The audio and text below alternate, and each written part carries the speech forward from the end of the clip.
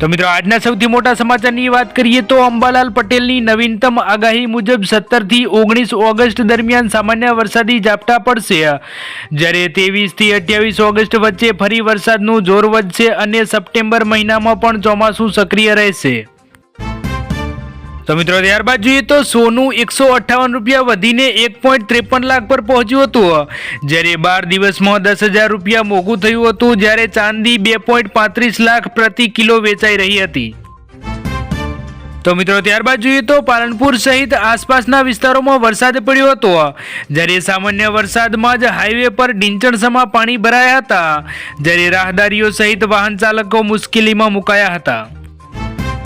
તો મિત્રો ત્યારબાદ જોઈએ તો પોરબંદરની મહેર શક્તિ સેનાએ સરહદ પરના જવાનો માટે રાખડીઓ મોકલી હતી, જ્યારે હેડમેટ રાખડીઓ મોકલી જવાનોને સલામતી અને દીર્ઘાયુ માટે પ્રાર્થના કરી હતી। તો મિત્રો ત્યારબાદ જોઈએ તો બોગસ એડમિશનથી વિદ્યાર્થી હેરાન થયા હતા, જ્યારે શાળા સંચાલકો સામે વાલીના ગંભીર આક્ષેપો લગાવવામાં આવ્યા, જ્યારે જેતપુરમાં સાયન્સના વિદ્યાર્થીને અલગ અલગ સ્કૂલની હોલ ટિકિટ, લિવિંગ સર્ટિફિકેટ, ઉપવાસ આંદોલનની ચીમકી આપવામાં આવી હતી। તો મિત્રો ત્યારબાદ જોઈએ તો નંબર પ્લેટ વગરની કારમાંથી વિદેશી દારૂનો જથ્થો ઝડપાયો હતો, જ્યારે 4.56 લાખના મુદ્દામાલ સાથે બુટલેગરની ધરપકડ કરી દહેગામ બસ સ્ટેશન પાસે લોકલ ક્રાઇમ બ્રાન્ચની કાર્યવાહી કરવામાં આવી હતી। તો મિત્રો ત્યારબાદ જોઈએ તો ડીસામાં 542 કરોડનું ડેઝર્ટ ઝૂ બનશે, જ્યારે એશિયાનું પ્રથમ ડેઝર્ટ થીમ ઝૂ અને વિશ્વનું ચોથું નાઇટ સફારી 83 પ્રજાતિના 2700 જેટલા દેશી વિદેશી પ્રાણી પક્ષીઓનું ઘર બનશે। તો મિત્રો ત્યારબાદ જોઈએ તો જુગારના 4 દરોડા પાડવામાં આવ્યા હતા, જ્યારે 16 લોકો ઝડપાયા અને 6 ફરાર થયા હતા, જ્યારે મોરબી અને વાંકાનેરમાં પોલીસે કુલ 1.4 લાખનો મુદ્દામાલ જપ્ત કર્યો હતો। તો મિત્રો ત્યારબાદ જોઈએ તો પાટણમાં ઉકળાટ બાદ વરસાદનું આગમન થતાં વાતાવરણ ઠંડુગાર થયું હતું, જ્યારે નીચાણવાળા વિસ્તારોમાં પાણી ભરાયા હતા અને વાહન ચાલકો પરેશાન થઈ ખેડૂતોમાં ખુશી જોવા મળી હતી। તો મિત્રો ત્યારબાદ જોઈએ તો પોરબંદરમાં જુગારધામો પર પોલીસ તવાઈ હતી, જ્યારે 3 સ્થળેથી 17 લોકો ઝડપાયા, જ્યારે કુચડી, રાણી વાવ અને ચીંગરીમાંથી ₹99,600 રૂપિયા રોકડ સહિત મુદ્દામાલ કબજે કરવામાં આવ્યો હતો। તો મિત્રો ત્યારબાદ જોઈએ તો કલેક્ટરે હળવદમાં દાડમ ફાર્મ અને ટિશ્યુ કલ્ચર લેબની મુલાકાત લીધી હતી, જ્યારે આધુનિક ખેતી ટેકનોલોજી અને સરકારી યોજનાઓ પર ખેડૂતો સાથે ચર્ચા કરી હતી।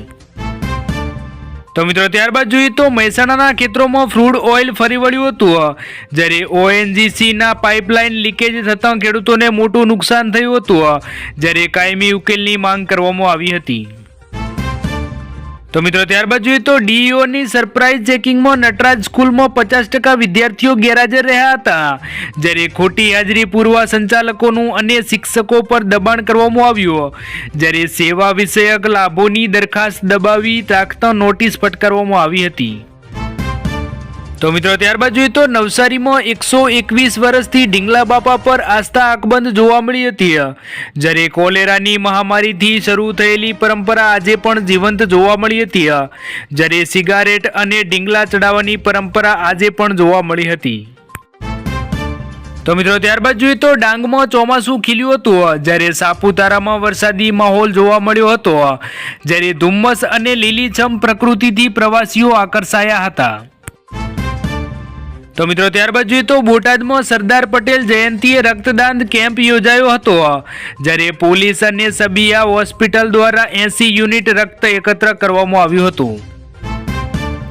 તો મિત્રો ત્યારબાદ જોઈએ તો ગુજરાત યુનિવર્સિટીમાં 100થી વધુ સિક્યુરિટી ગાર્ડ પોલીસ વેરિફિકેશન વગરના જોવા મળ્યા હતા, જ્યારે 4 મહિના થયા છતાં પણ કોઈ પણ ચકાસણી આવી નહીં, જ્યારે ટેન્ડર રદ કરવા NSUની માંગ પણ કરવામાં આવી હતી, જ્યારે જોધપુર દુષ્કર્મની ઘટના બાદ પણ યુનિવર્સિટી જાગી નહોતી।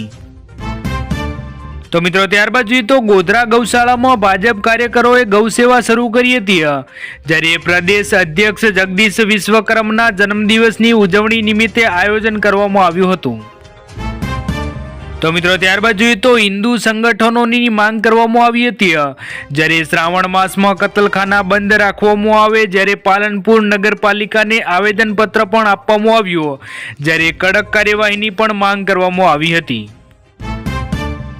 તો મિત્રો ત્યારબાદ જોઈએ તો 26 ડેમ 100% ભરાયા હતા, જ્યારે 31 ડેમમાં 70%થી વધુ પાણી ભરાયું હતું.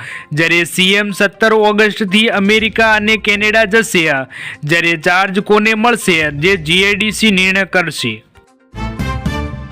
તો મિત્રો ત્યારબાદ જોઈએ તો ગીર સોમનાથમાં નાયબ મુખ્યમંત્રીના હસ્તે રમતગમત સંકુલનું લોકાર્પણ કરવામાં આવ્યું હતું, જ્યારે ઇણાજમાં 17.50 કરોડના ખર્ચે સંકુલ તૈયાર કરવામાં આવ્યું, જ્યારે 10.69 કરોડના ખર્ચે 400 મીટરનો સિન્થેટિક ટ્રેક પણ બનશે.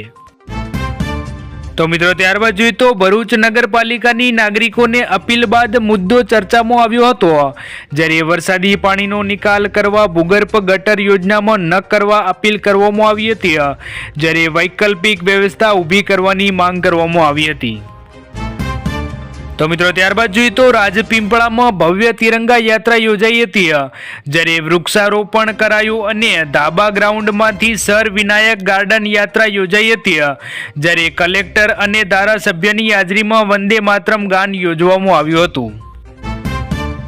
તો મિત્રો ત્યારબાદ જોઈએ તો ડીજીવીસીએલ વિસ્તારમાં હવે સ્માર્ટ મીટર લગાવવાનું ફરજિયાત કરવામાં આવ્યું હતું, જ્યારે દક્ષિણ ગુજરાતમાં 15 લાખ સ્માર્ટ મીટર લગાવવામાં આવ્યા હતા, જ્યારે દરરોજ 3000થી 4000 નવા મીટર લગાવવામાં આવશે. તો મિત્રો ત્યારબાદ જોઈએ તો નવસારી એલસીબીએ 3.30 લાખનો દારૂ ઝડપ્યો હતો, જ્યારે બેની ધરપકડ કરી અને દમણથી સુરત જતી કારમાંથી જથ્થો પકડાયો હતો, જ્યારે કુલ 13.40 લાખનો મુદ્દામાલ જપ્ત કરવામાં આવ્યો હતો. તો મિત્રો ત્યારબાદ જોઈએ તો પંચમહાલ એલસીબીએ 4 મોટરસાઇકલ ચોરીનો ભેદ ઉકેલો હતો, જ્યારે ગોધરામાંથી 1.95 લાખના મુદ્દામાલ સાથે 2 આરોપીની ધરપકડ કરવામાં આવી હતી.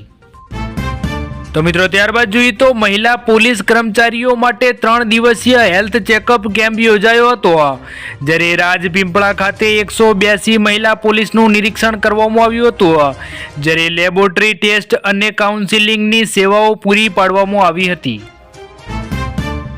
તો મિત્રો ત્યારબાદ જોઈએ તો રાજકોટ જિલ્લામાં આપઘાતની 2 ઘટના સામે આવી હતી, જ્યારે આજી ડેમ વિસ્તારમાં આર્થિક ભીંસથી કંટાળીને 2 પુત્રીના પિતાએ ઝેર પીધું હતું, જ્યારે જસદણમાં હીરા ઘસતા યુવકે ઊંઘમાં નાખવાના ટીકડા ખાધા હતા. તો મિત્રો ત્યારબાદ જોઈએ તો સુરેન્દ્રનગરમાં આવક પ્રમાણપત્ર માટે વધુ ફી વસૂલવામાં આવી હતી, જ્યારે વિચરતા સમુદાય મંચે મામલતદારને રજૂઆત કરી કચેરીમાં કામગીરી શરૂ કરવા માંગ કરવામાં આવી હતી. તો મિત્રો ત્યારબાદ જોઈએ તો 4.72 લાખ વિદ્યાર્થીઓના એકાઉન્ટમાં 646 કરોડની શિષ્યવૃત્તિ આપવામાં આવી હતી, જ્યારે દીકરીઓના વિજ્ઞાન પ્રવેશમાં 16%નો વધારો કરવામાં આવ્યો, જ્યારે ગાંધીનગરમાં સીએમ ભૂપેન્દ્ર પટેલના હસ્તે ડીબીટીથી સહાયનું વિતરણ કરવામાં આવ્યું હતું.